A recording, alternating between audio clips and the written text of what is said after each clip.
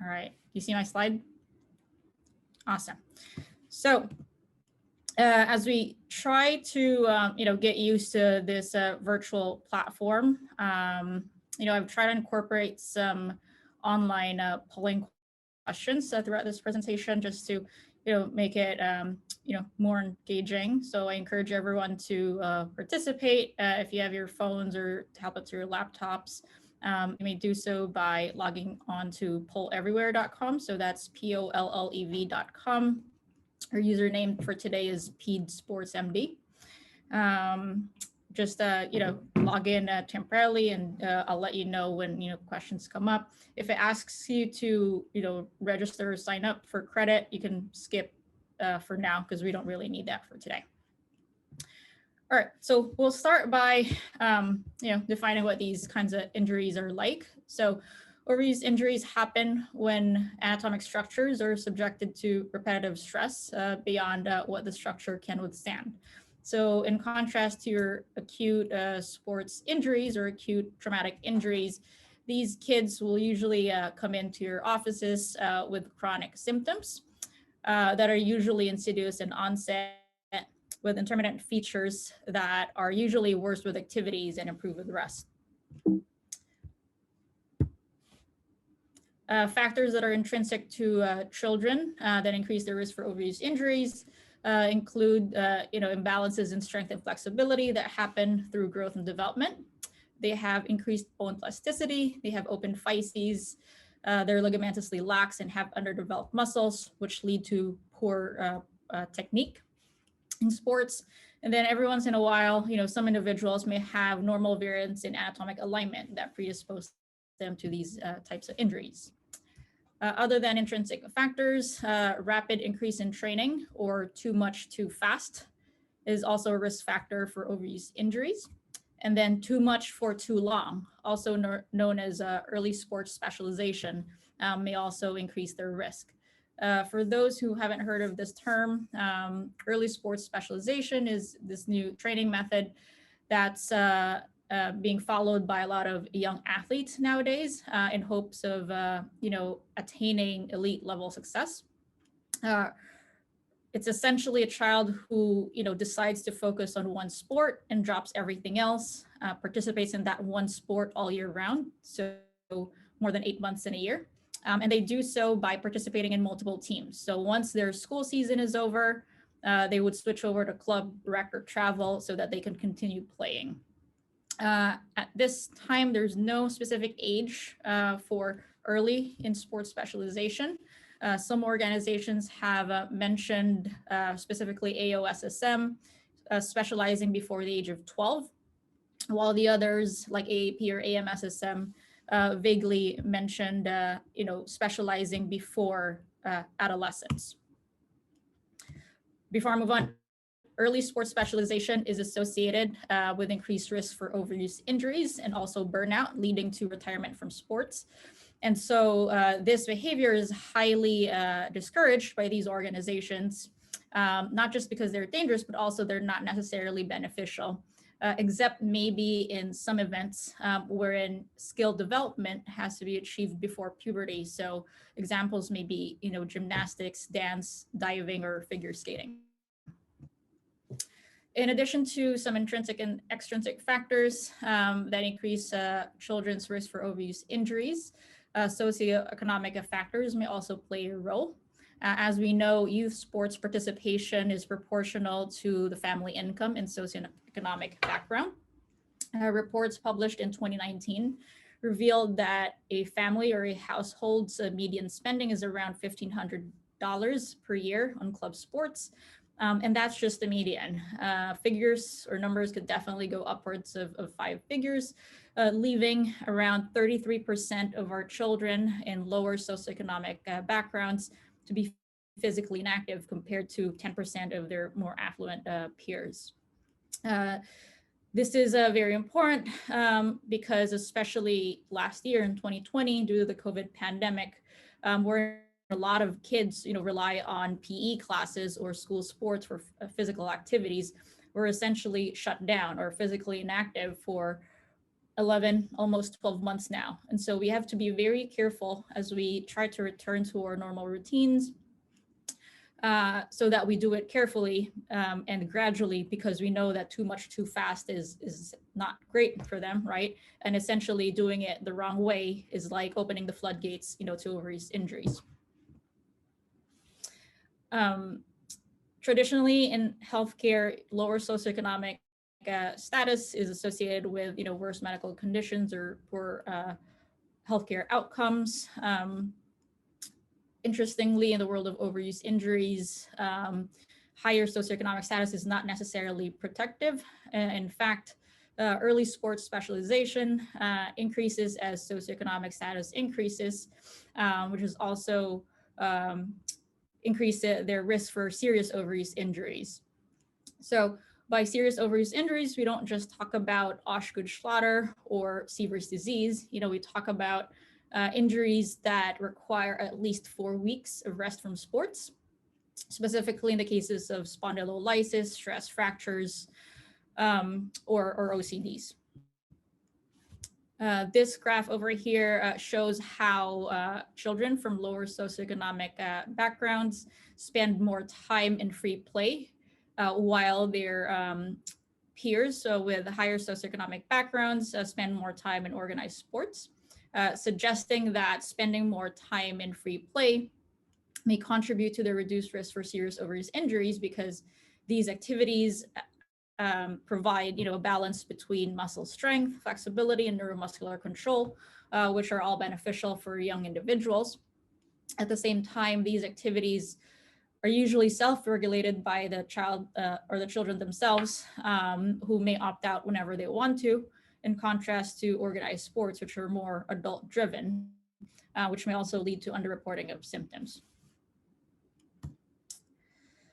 Depending on where you practice moving forward, also important to understand how some geographic factors may increase risk for overuse injuries.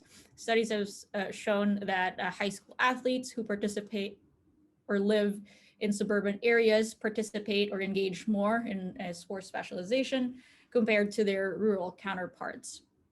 Also, in addition to that, athletes who live in warmer weather regions, obviously because it's more conducive to participating in sports all year round, may be at increased risk from these injuries.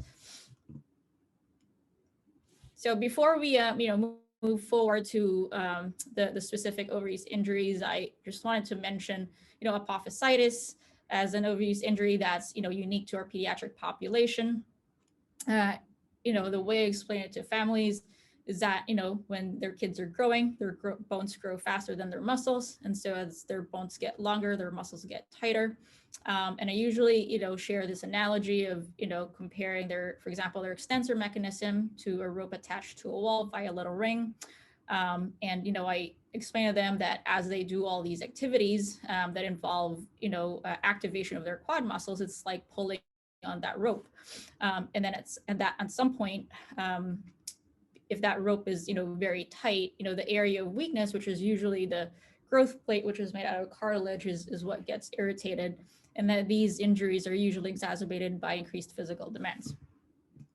So let's try to go through some cases and see, how much we know about them, and, how we, and then so we could learn. So our first patient will be a 12-year-old boy. He's presenting with right shoulder pain for about 4 weeks. No history of trauma. He's active in baseball. In fact, he's a pitcher. He's right-hand dominant. His symptoms are worse with pitching or throwing and are improved with the rest. He's reporting some loss of pitching velocity or accuracy. Nevertheless, he still continues to throw. On physical exam, he's tender over the proximal humerus with full range of motion, although with mild discomfort with some resisted range of motion activities. So given that example, what do you think is going on?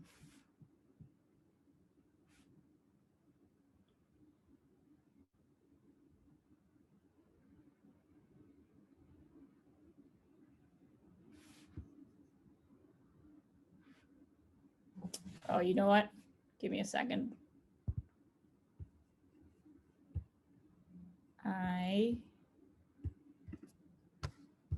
forgot to turn on the poll everywhere.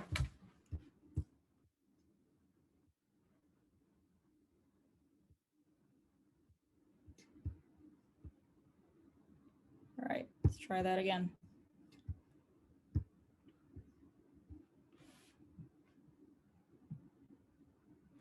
Okay.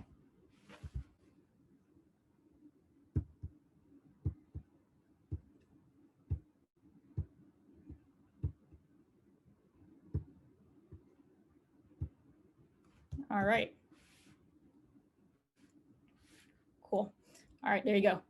Do you see the poll moving? Did that work? Cool. Yeah. All right, awesome. So this is a case of proximal humeral physeal stress injury, also known as little league shoulder. So little league shoulder has been called a couple of different things over time. I've seen apophysitis, I've seen epiphysiolysis, I've seen Salter-Harris type 1 fracture of the proximal humerus. Bottom line is it's a stress injury to the proximal humeral growth plate caused by torque or tractional forces. That's usually secondary to poor biomechanics or technique and high pitch counts. If you get x-rays, you'll see some widening of the proximal humeral physis. Sometimes, if it's been going on for a while now, you may see some sclerotic areas or fragmentation. MRI is not necessarily indicated for these cases, but if you do get them, you may see edema at the physes. We manage these kids by resting them from throwing or overhead activities for as long as 3 months.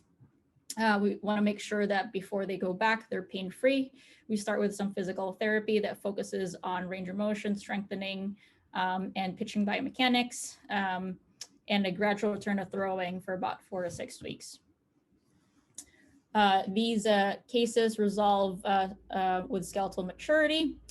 Technically, because it's a growth plate injury, there's always mention of some growth disturbance. However, when I was trying to look at the actual numbers for this, the most recent study that I found was from 2016. Out of the 100 patients that they saw for little league shoulder, there was only a complication of 7% rate of recurrence, and none of these kids had any growth disturbance. Either physeal rest or angular deformity. Prevention of these injuries involves a lot of education. So we want to make sure we educate athletes, make sure that they're aware that throwing in pain is not a good idea, and that they should report these to their parents or coaches so that they may seek early intervention. We want to make sure the parents and the coaches are aware and adhere to rules in Little League, especially pitch counts and age-appropriate techniques. So there's some pitches like curveballs or sliders that shouldn't be done before 14 years of age because it's harmful for their growth plates. We want to make sure that someone's taking a look at their throwing biomechanics, and we also encourage sports sampling or diversification in their sports experience, so that they develop core strength and cardiovascular fitness. All right, our next patient is a 15-year-old girl, so she's a bit older. She's also coming in with right shoulder pain for 4 weeks. She's right hand dominant. She plays tennis, and that's usually when it hurts. It's improved with the rest. In addition to activities, or sports activities, some ADLs, for example, changing her clothes or reaching overhead has also started to bother her. On physical exam, she's having pain, or she's tender over her rotator cuff tendons, and she also has pain and very, very mild strength deficit with resisted range of motion or rotator cuff testing. So what do you think of this one?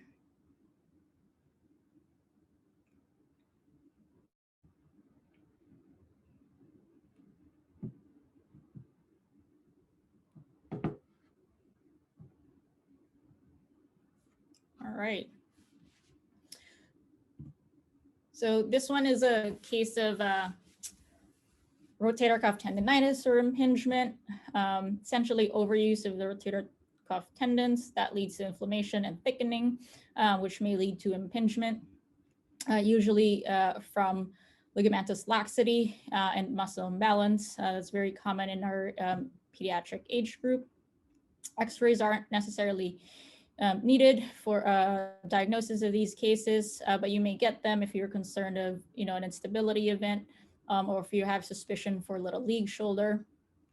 MRI is rarely indicated, only for cases that are persistent or worsen despite conservative treatment, or if you're concerned of other structural injury, for example, of the labrum.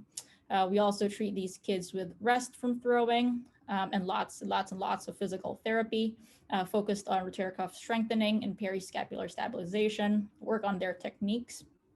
And surgical treatment for these cases is very rare. Most of the time they respond to non-op. They can return to sports, some ranging from 2 to 4 weeks. Again, if they're, coming in early, but could last for about 4 to 6 months if not, if, they let these things linger, which, could be frustrating for these kids. Important to know, you really have to emphasize the importance of the rotator cuff and periscapular strengthening and stability exercises, because these issues may recur if they're not addressed.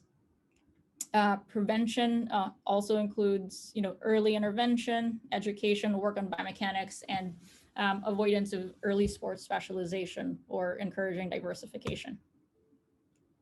All right, our next patient is a 12-year-old male. He's presenting with 4 weeks of right elbow pain. He's right hand dominant. Symptoms are worse with pitching and throwing. Just like the other kid earlier, he throws despite pain and has noticed some loss of pitching velocity or accuracy. His tender over his medial epicondyle, which is also slightly swollen. He has some deficit in range of motion, and has pain with valgus stress testing. What do you think about this one?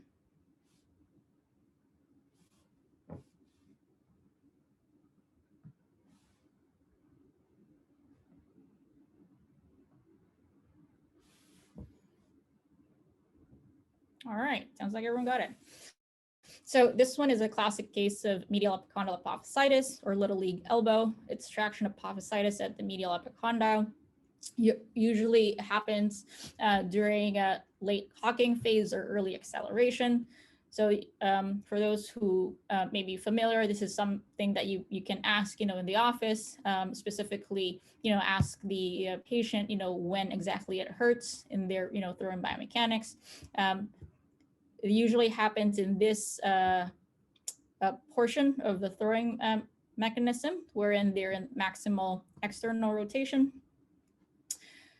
If you get x-rays, you'll see some widening at the physis, some sclerosis or fragmentation. We rest these kids for about 6 weeks. I really emphasize the importance of, not returning until they're pain-free, because again, studies have shown that those who return to throwing or throw despite pain have poorer outcomes. Lots of physical therapy, and also a gradual return to throwing program. With rest and physical therapy and the return to throwing program combined, they may go back to sports in about 8 to 12 weeks. If untreated, may lead to an avulsion injury. So any painful popping injuries in a thrower, think of avulsion fracture, in contrast to a UCL injury, which is more common in adults. Complications, include growth disturbance, some joint stiffness if untreated. I actually tried to look into the numbers for this. However, I didn't really find much. So if anyone here is interested in PD sports specifically, this may be a question that could be answered easily by some research projects. Early prevention includes early intervention, a lot of education, core and cardiovascular fitness. All right, so our next patient is a 12-year-old female who's presenting with right wrist pain. This has been going on for about 6 weeks now. It's chronic and somewhat progressive. She describes it over the radial aspect of her wrist. She's a high-level gymnast at 12 years of age, spending 24 hours in the gym. Her symptoms are worse with tumbling and vaulting and are improved with the rest. On physical exam, she has some mild swelling of her distal forearm. She's standard a palpation over her distal radius, and she has pain with provocative maneuvers, specifically hyperextension and axial loading. What do you think about this one?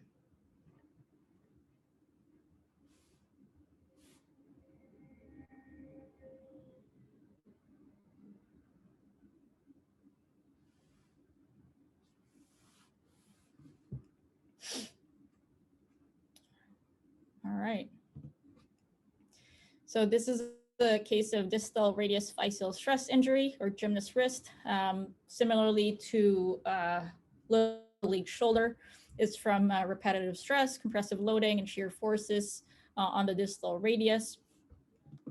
X-rays will reveal something similar, so widening at the physis and some irregular borders. MRI is not necessary for these cases, but usually utilized for those chronic cases or those that are not responsive to treatment. When you do get MRIs, you may see some paraphyseal edema and some early bridging. We rest these individuals from upper extremity weight bearing. I usually would put them in a cast for 6 weeks, because when you're dealing with these high-level athletes, you can't really rely on their compliance, and you can't really trust that they will not put weight on that wrist if you put them on something that's transitional, like a wrist splint. And then you talk about gradually returning to sports and working on their biomechanics to ensure that they don't re-injure again. Outcomes for gymnast wrist include successful return to sports if treated early. But just like the other overuse injuries, could be very frustrating, could take up to about 5 months if late to care. One of the more recent studies that I found on this revealed a 12% rate of recurrence, despite a conservative treatment, with about 10% rate of growth disturbance, with 3% requiring corrective surgery for growth arrest of the distal radius. Prevention involves a lot of load management, so managing their hours in the gym, making sure it's appropriate for their age, working on strengthening and flexibility exercises, and also their technique. All right. Dr. Borja, can I ask a question really quick? Yeah, of course. For all of these, for these like physeal injuries and the medial epicondyle, apophysitis, all of that, how much are you relying on X-rays to guide return to sport versus symptomatic improvement? Like, are you looking for physeal widening to resolve before they are returning to sport, or are you saying, when their symptoms are totally gone, then you can gradually return? No, that's right. It's mostly clinical for these cases, because technically you don't really need to prove them with X-rays. And so sometimes, if they come in early, the widening may not necessarily be there yet. So, same for returning to sports or assessing clinical improvement. It's all, symptoms and physical exam over, actual radiographic healing. Okay. But are you getting X-rays for everyone, or just if it's like an odd case? Just because we, practice in a specialty clinic, we would get X-rays. A lot of times they've already been seen, at the urgent care by their primary doctor. They've already been through, a lot of different providers, and they're, essentially coming to you for definitive treatment. And so, yeah, we would get X-rays as part of the workup, but technically you could diagnose these clinically. Got it. Thank you. All right. Moving on, we have a 16-year-old female. She's presenting with left-sided hip pain for about 4 weeks. This has gotten progressive. Kind of vague description. She says it's, anterior hip, kind of groin type of pain.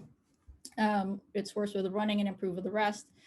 She's training for cross country. is what she mentions. On physical exam, she has an antalgic gait, favoring the left side. She has decreased range of motion, and her symptoms are provoked with hop testing. What do you think of this one?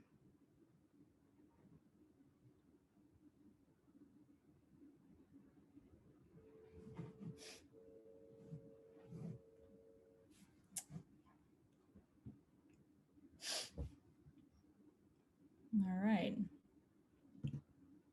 So definitely in endurance athletes with chronic and progressive symptoms, keep in mind your bone stress injuries. Bone stress injuries are usually from repetitive loading of the bone.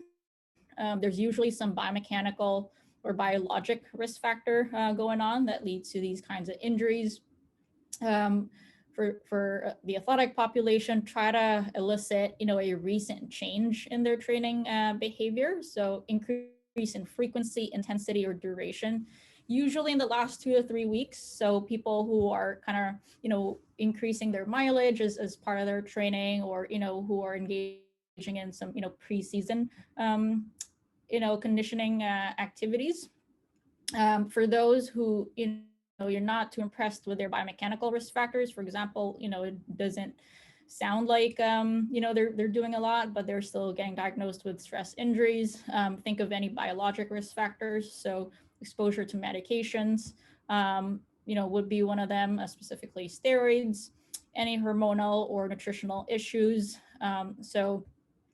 Disordered eating, which is, especially prevalent in the athletic population, formerly known as female athlete triad, or any chronic underlying disease that involves the GI tract or their kidneys that may lead to, low bone mineral density. You may see cortical disruption on these individuals. Sometimes if they present to you a little later on, you may see some sclerotic areas or peroxidal reaction. If they come into you fairly early, but you have very high index of suspicion, put them on crutches, non-weight bearing, and get that MRI, so that you could see, exactly what the injury is like. Treating these injuries depends on the type of fracture that they get. If it's on the superior aspect of the femoral neck, that's considered a tension stress fracture, which is treated surgically. If it's on the inferior aspect, that's a compression type femoral neck stress fracture, which you could treat non-operatively through non-weight bearing protocol for about 8 weeks. This should be followed by physical therapy for some range of motion exercises, non-impact strengthening, and a gradual return to running program. Compression type stress fractures may have favorable outcomes and may return to sports if treated appropriately. Tension type stress fractures have high risk of progression, displacement, and deformity. So if you have high index of suspicion, just work them up and treat them right away.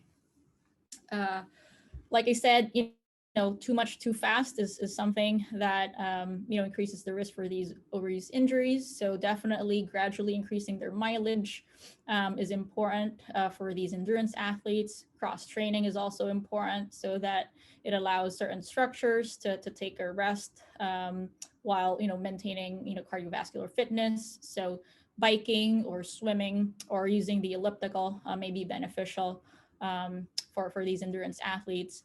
And then more importantly, you want to make sure that they're fueling properly, making sure that their nutritional intake is not just enough for their basic metabolic function, but also for the increased energy requirements for sports, because we know that those athletes who may have low energy availability may be at risk for relative energy deficiency in sport, which is formerly known as female athlete triad. All right, so moving on, we have a 14-year-old boy who's complaining of right knee pain for 2 weeks. He says it's located anteriorly. There's that bony bump over there that's somewhat swollen. His symptoms are worse with running and jumping in basketball and improve with the rest. On physical exam, he does have that bony protrusion at the proximal aspect of his tibia. He has pain with resisted knee extension and has tight quads and hamstrings. What do you think of this?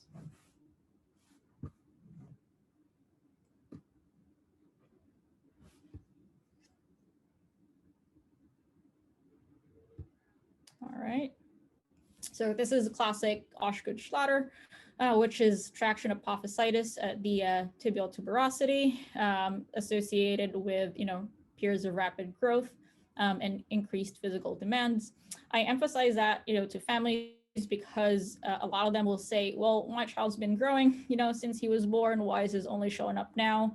So usually, they show up during these, pre-adolescent or adolescent years. And then also, it depends on what their sports season is like. So, if they're off season, it's not really bothering them. And then once they start engaging in physical activities, it starts showing up. So it's important to explain to them why, that happens. Just like the other overuse injuries, X-rays may not necessarily be necessary because they could be diagnosed clinically. If they ever come in with X-rays, you may see some irregularity or fragmentation of the tibial tubercle, which could be a normal variant. We treat these overuse injuries in the lower extremity with activity modifications. So in contrast to upper extremity overuse injuries, wherein we rest them completely from throwing or overhead activities, these kids may still engage in some physical activity, but essentially avoid activities that, worsen their symptoms or hurt them the most. So if it's running and jumping, they may still, walk or bike or, do some lower impact activities. We emphasize the importance of, exercises through physical therapy. And then they may also use a counterforce strap or a Chopat strap when they go back to sports. These issues will wax and wane, but will resolve over time. That's also something that's, important to kind of convey to the families, because a lot of times, they get Osgoods when they're, 13. They treat it, they get over it, and then, they go back to basketball the following year. It comes back, and families now are worried, why these things happen. So it's important to let them know that, up until they're done growing, these may come and go, but, not necessarily, a red flag. Also important to let them know that, the bony bump is already part of the, chronic changes that happen, during, skeletal development. So the bump will never go away, because some families have asked me about that, and they were told that once he's done growing, Osgood should resolve, and so why is that bony bump still there? So important to kind of let them know about that. And then just like in Little League elbow, if untreated, could lead to an avulsion injury. So any painful popping injury that's associated with activation of their extensor mechanism. So for example, forceful jumps or high jumps in basketball or forceful kick in soccer, think about tibial avulsion. Then prevention really is focused on flexibility exercises during these growth spurts. Okay. Our next patient is a 9-year-old female who's presenting with 2 weeks of right knee pain. She's active in gymnastics. Her symptoms are worse with, running and jumping, and are improved with rest. Similarly, very similar to the other kid that we talked about earlier. However, when you ask her to point with one finger exactly where it hurts, instead of pointing to the proximal tibia, she points a little bit higher than that, which is also where she's standard of palpation. In addition to that physical exam finding, you may find some, tightness in her quads and her hamstrings. What do you think is going on with her?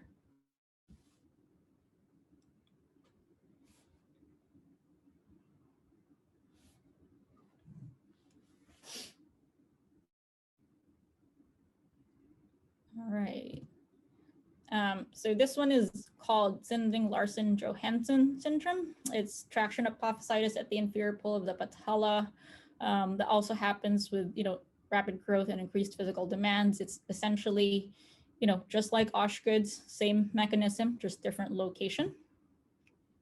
X-rays aren't necessary for diagnosis. If you get radiographs, you may see some irregularity or fragmentation at the inferior pole of the patella on that lateral view. In the absence of an acute event, like an acute painful popping injury, these are more likely to be, part of a chronic changes instead of an avulsion injury. Treatment is exactly the same. We modify their activities, work on flexibility exercises, and recommend maybe a counterforce strap. These overuse injuries have favorable outcomes with no issues into adulthoods, and again, flexibility exercises are how we prevent these injuries. All right. Next one is a 16-year-old female who's presenting with left-sided knee pain for 2 months. No history of trauma. Pain is located anteriorly, worse with running and lacrosse, but also sometimes, hurts after prolonged sitting. Her symptoms are improved with rest and maybe some stretching exercises. She mentions some non-painful clicking in her knees and that sometimes her knee gives way on physical exam. If you ask her to point with one finger, where it hurts the most, she grabs her knee, just like that photo on the upper right corner of the slide. She's tender over her patellar facets and her femoral condyles, and compressing her patella over her femur exacerbates her symptoms. So what do you think is going on with this 16-year-old?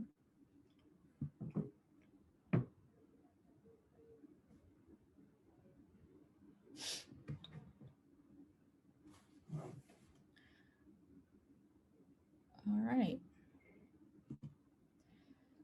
So this is a classic case of patellofemoral pain syndrome, which is from patellar maltracking. Pain is usually from mechanical strain on the retinaculum or, just friction from the subchondral bone. Usually happens in periods of, imbalance in strength and flexibility that can happen through growth.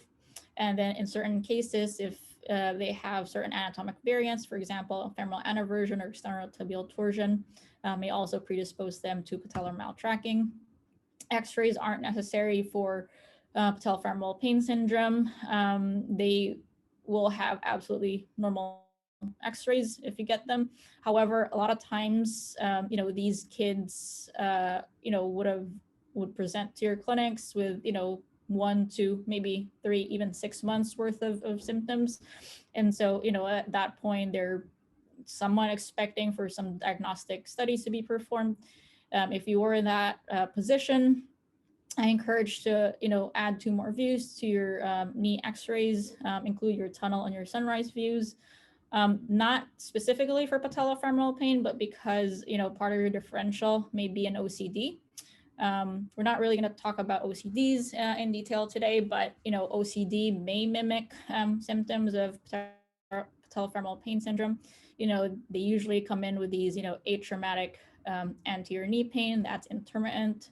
It's very nonspecific. Sometimes they localize to the medial femoral condyle, which is something that's, similar to patellofemoral pain. Their symptoms are, worse with activity and improve with rest. Most common location for OCDs are the lateral aspect of your medial femoral condyle. They're located somewhat posteriorly, which is why your tunnel views would be helpful in diagnosis.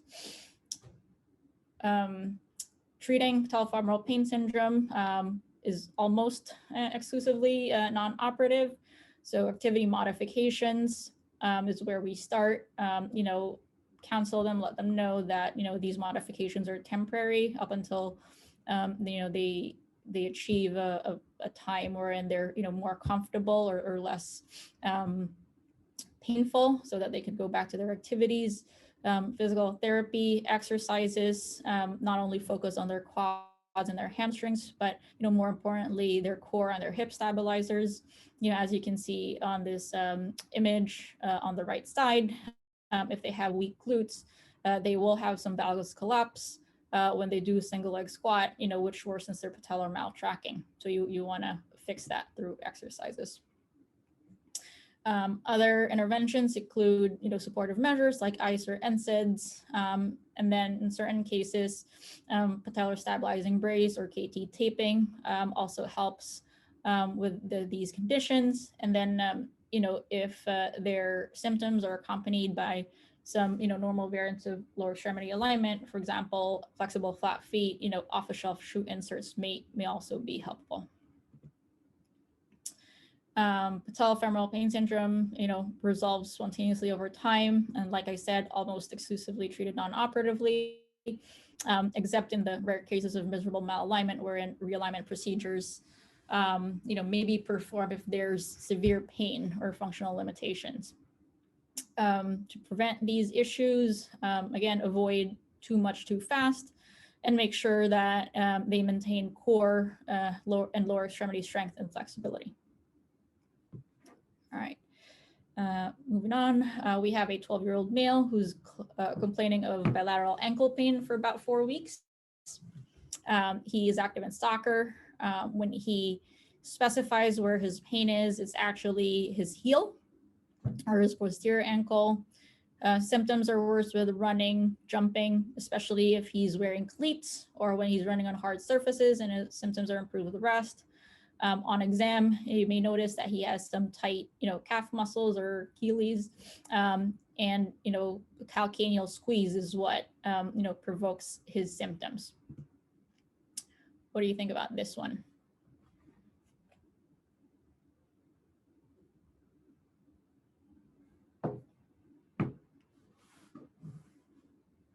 All right. So this one is Sever disease or calcaneal apophysitis. Again, traction apophysitis from the Achilles tendon, or could also be from repetitive impact on the heel, which is why, cleats, which are usually very stiff, or running on hard surfaces is what, aggravates their symptoms. X-rays aren't necessary for these diagnoses. A lot of times they come in already with X-rays, and if they do, you may see some, widened physes. You can see some fragmentation or sclerosis. These could all be normal part of, their growth and development, and are consistent with Sever disease or actually just even asymptomatic heels. We treat these cases with activity modifications, stretching exercises, and then heel cups may be beneficial to help alleviate that impact on their heel. These issues will wax and wane, but will definitely resolve over time with no issues into adulthood. A lot of times I see these left untreated, and so they eventually, come in with pain with just activities of daily living. Certain cases, parents will say, "Oh, he's been walking on his tiptoes," or he's limping. In that case, I may, put them in a walking boot or even crutches just to give their heels some rest. Prevention, revolves around, flexibility exercises. So a lot of ankle stretching, and also trying to limit use of cleats or running on hard surfaces. All right. I believe this will be your last patient for the day. This is an 8-year-old female who's presenting with right foot pain for about 4 weeks. She's a ballet dancer. She says the pain is on the lateral aspect of her foot. Her symptoms are worse with activities, especially in dance, and are also aggravated by, rubbing inside her shoes. Symptoms are improved with rest or, by walking on the medial aspect of her foot. On physical exam, she points to the base of her 5th metatarsal, where she is standard palpation, and she also has some discomfort with passive ankle inversion and resisted eversion. What do you think of this one?